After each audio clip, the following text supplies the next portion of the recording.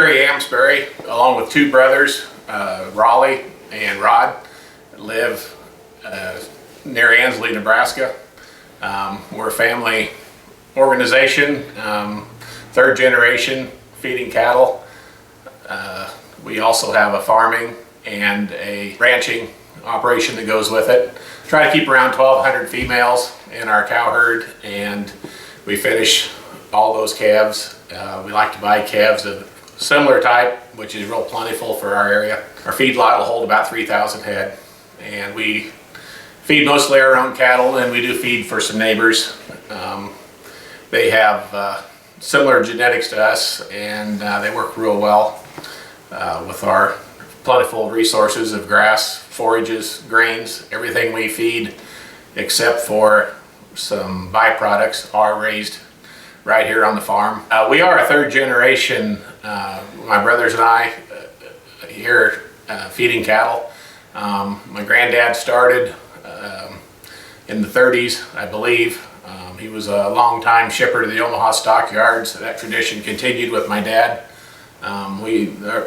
Myself and my brothers kind of got our feet wet with those trips to Omaha, and kind of got the bug, and if we continued it thereon. Our program mostly is Angus-based cattle. We try to feed high-quality cattle that command premiums. That's kind of been our emphasis in the last 15-20 years. And feeding with Power Genetics has really, I felt they've been a good partner in the program and reaching the goals we're trying to achieve. Our whole operation is kind of centered around the cow herd. That's the base.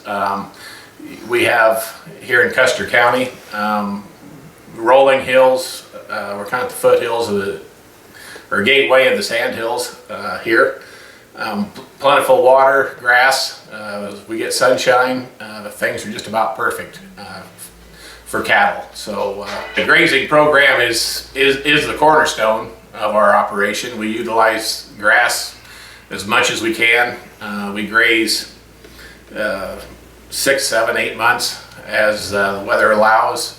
The rest of the time the cattle go to crop residue fields, and they continue grazing. They're supplemented very little. We can pretty much take care of everything with just the ample grass and crop residues that we do have here. A big part of what we do is just ensuring adequate nutrition, proper health, and management with that. Like I say, we use grasses and forages that we raise. We like to think we're really sustainable. That's real popular these days, a word thrown around, but we do feel like we're extremely sustainable. The resources are renewable. We try to utilize manure from the feedlot onto the crop ground for crop production, and it just seems like it's kind of a revolving circle that really has worked extremely well. Being located here, we're a pretty sparsely populated area by a lot of people's standards, but we feel real fortunate living in the community we have. You've got great neighbors, good friends, a strong community. It's been a great place to raise a family for myself and my brothers. It's been outstanding to see our kids learn the responsibility of community involvement, being volunteers, being involved in, you're not just involved in one thing, you're involved in a whole host of community functions and endeavors.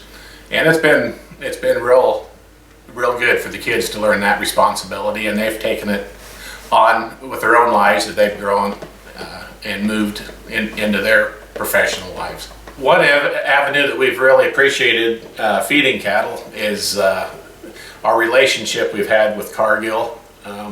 They've been more than eager and willing to open their doors to us, and I thank Sean Moss, is currently our cattle buyer.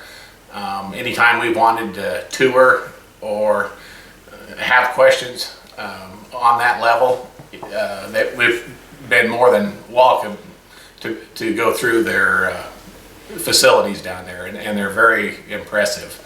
The Innovation Center, I've toured a couple times, and you know, you're just amazed with the commitment to excellence they have.